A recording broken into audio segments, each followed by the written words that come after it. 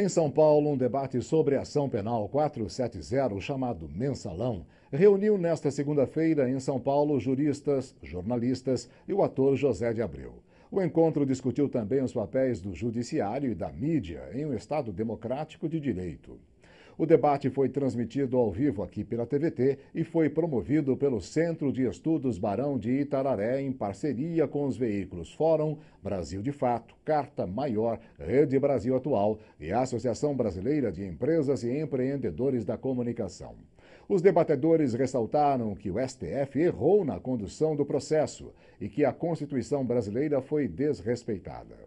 Antes do início do debate, jovens se reuniram em frente ao prédio do Sindicato dos Engenheiros em São Paulo para se manifestar contra as decisões do julgamento da Ação Penal 470. No auditório lotado, o debate O Estado Democrático de Direito, a Mídia e o Judiciário foi marcado por críticas às decisões do STF, a interferência da mídia e o espetáculo criado pela imprensa durante o julgamento da ação penal. A gente já anunciava antes que o juiz que resolvesse fazer um discurso, um voto a favor do acusado ia ser linchado. Na área penal não se divulgam as coisas, por quê?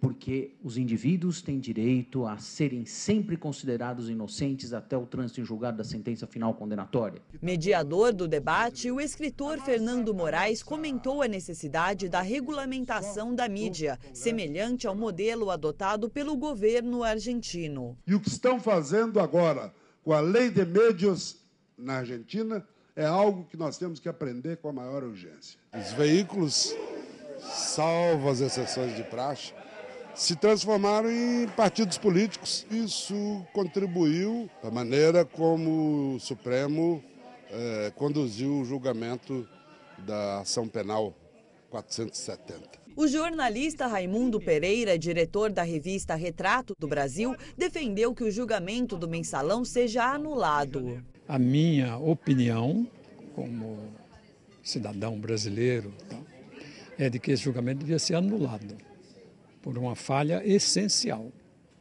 A sua suposição básica, ela é falsa. O ator José de Abreu, convidado para compor a mesa por sua participação ativa na militância petista, também comentou o Mensalão. Essa ação penal é muito simbólica, né?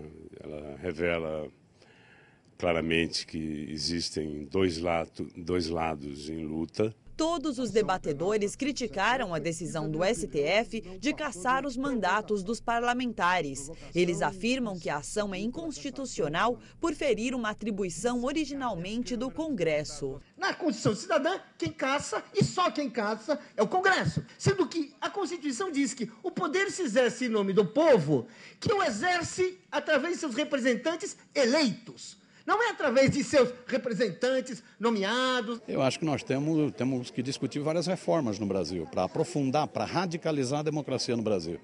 Uma das reformas é a reforma da própria questão dos meios de comunicação, né? Eu acho que, infelizmente, o Brasil está extremamente atrasado nesse sentido, né? Hoje você tem 7 famílias que dominam a comunicação no Brasil. Aqui o capitalismo nem chegou nos meios de comunicação no Brasil, isso é feudal ainda, né? Então, uma reforma importante é uma reforma que garanta a democratização dos meios de comunicação, que discuta o papel dos monopólios, como os monopólios midiáticos negam a liberdade de expressão. Eu acho que outra discussão muito séria é de uma reforma do Poder Judiciário. O Poder Judiciário, do jeito que está, pode ser um fator de instabilidade política. A decisão de hoje do Supremo, inclusive, joga nesse sentido. Então, acho que é continuar a pressão para aprofundar, para radicalizar a democracia, que essa não seja uma democracia dos ricos e poderosos. O ministro da Justiça também comentou a decisão do STF de cassar os mandatos dos deputados condenados na ação penal 470. Para José Eduardo Cardoso, as decisões do Supremo, desde que transitadas em julgado, valem como lei e devem ser cumpridas independentemente da avaliação das pessoas. Já para o presidente da Câmara, deputado Marco Maia, do PT, apesar da decisão dos ministros do STF ferir a Constituição, só cabe ao Congresso cassar os mandatos.